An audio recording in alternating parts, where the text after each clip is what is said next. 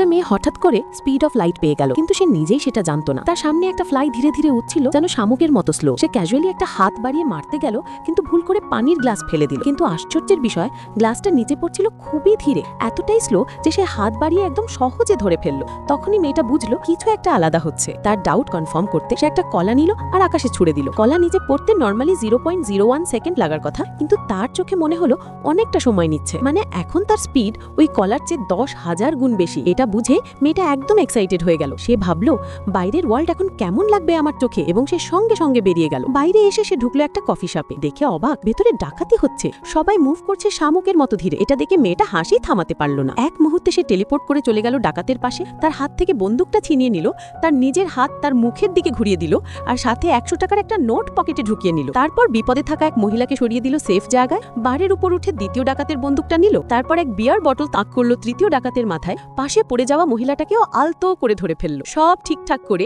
এক পাশে সরিয়ে দিল। পরের মুহূর্তেই ক্যামেরা স্পিড নর্মাল হয়ে যায়, আর সবাই হঠাৎ নড়তে শুরু করে। বাথরুম থেকে বেরিয়ে আসে ডাকাতদের লিডার, কিন্তু কিছু বোঝার আগেই মেয়েটা তাকে এমন এক চড় মারল যে লোকটা সরাসরি মাটিতে পড়ে গেল।